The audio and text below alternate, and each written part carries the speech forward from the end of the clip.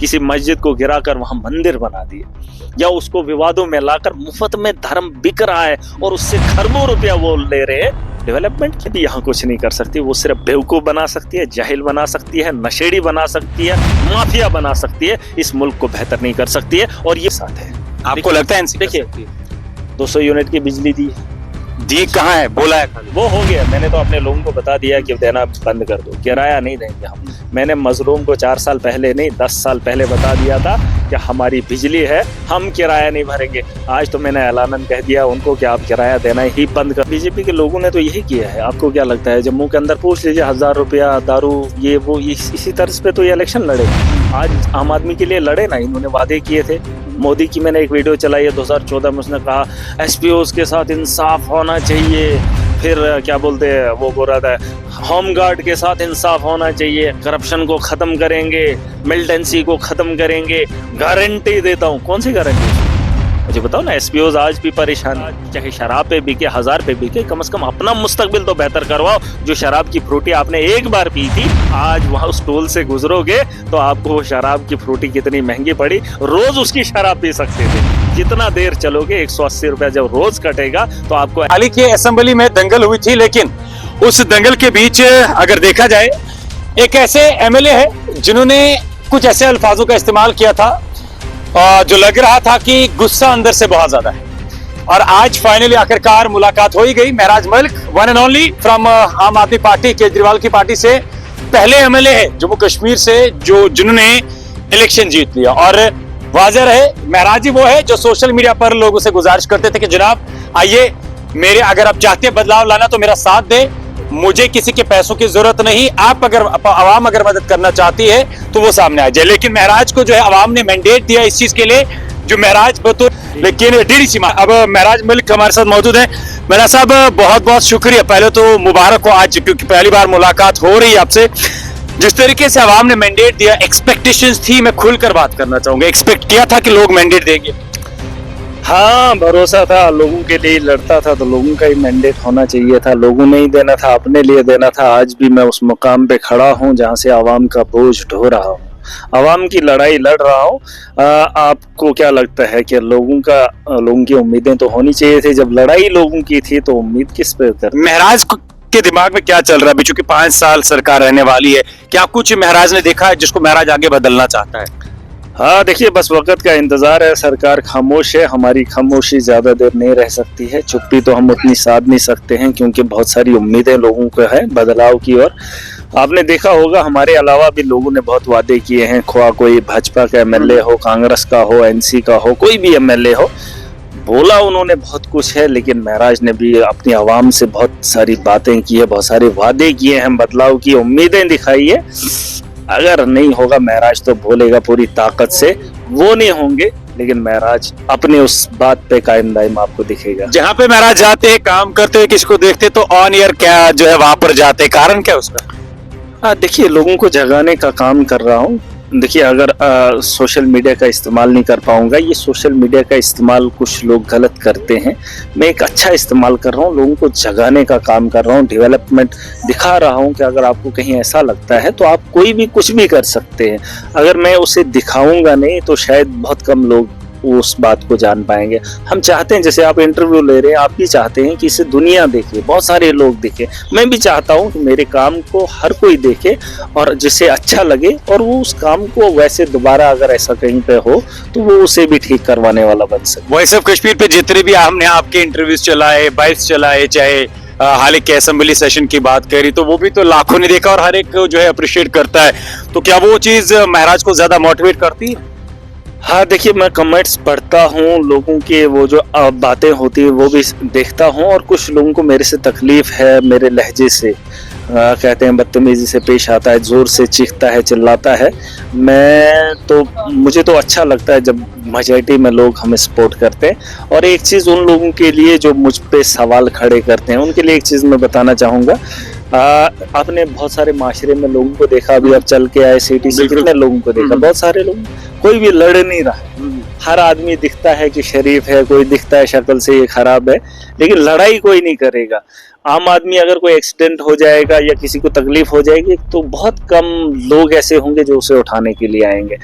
अगर उन्हीं में से उनके बच्चे के साथ किसी के साथ खिलवाड़ हो जाए तो वो आदमी वहीं पे अपने बच्चे का रोना रोएगा, अब उसका दर्द बांटने की कोशिश करेगा। घर में हर कोई लड़ता है, चाहे कितना समझदार है, कितना सूझबूझ वाला है, कितना मुत्तकी है, कितना परहेजगार है, हर आदमी अपने परिवार के अंदर लड़ता झगड़ता है। लेकिन महराज घर के अंदर कम लड़ता है।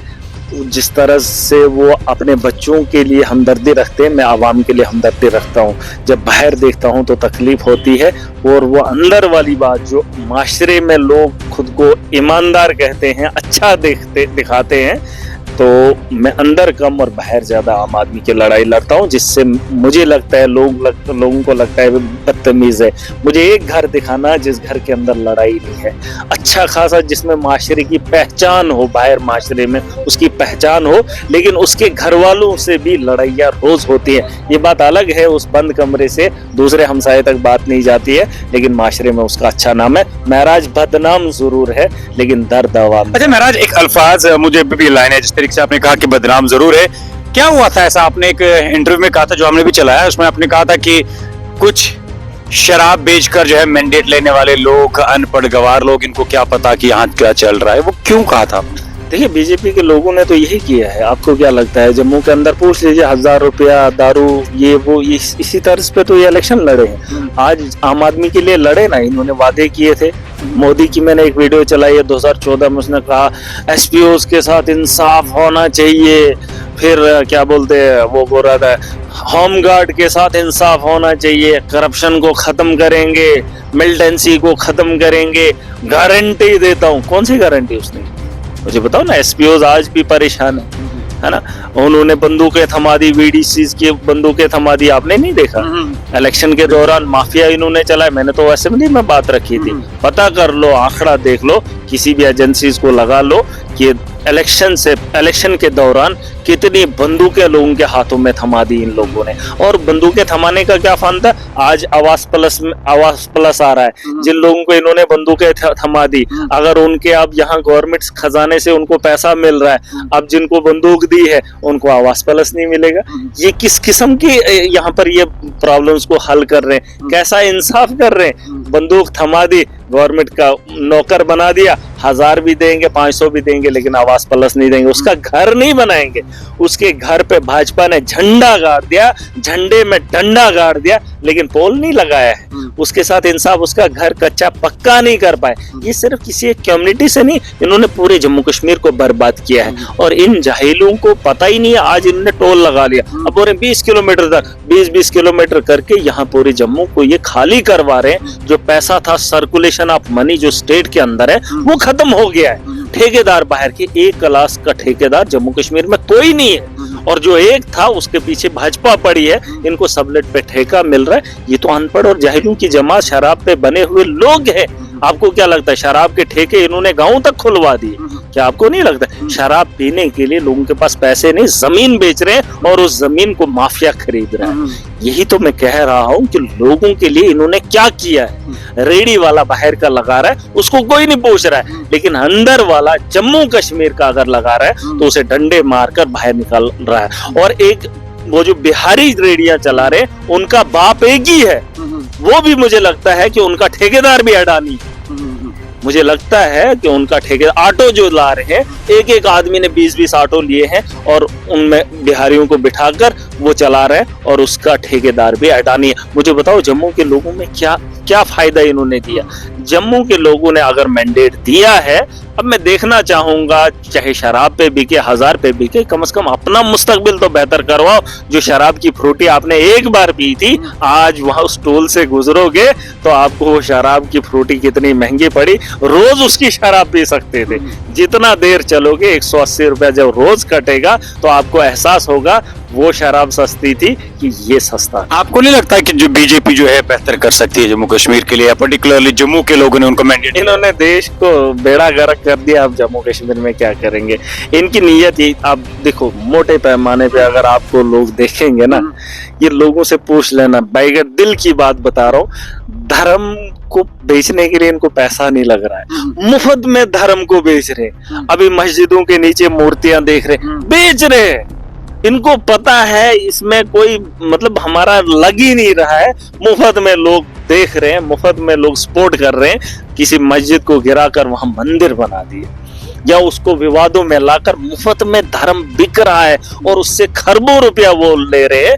डेवलपमेंट की उनको क्या जरूरत है? जब लोग वोट दे रहे हैं, धनाधन वोट मिल रहा है, तो धर्म का ज्ञान देकर लोगों को बेवकूफ बना रहे हैं। अब मुझे लगता है जब तक ये धर्म बेचने वाले ये जो लीडर होंगे ना, लीडर जो भी है, मैं एक ही बार कह रहा हूँ, बार बार सुन लेना, लोगों को बता देना, जो भी लीडर है, चाहे मुस्लिम है या हिंदू है, उसे धर्म का ज्ञान नहीं है। लेकिन सबसे ज्यादा धर्म का ज्ञान एक लीडर बांट रहा है। तो मुझे बताओ कि ये बेवकूफों का टोला नहीं है।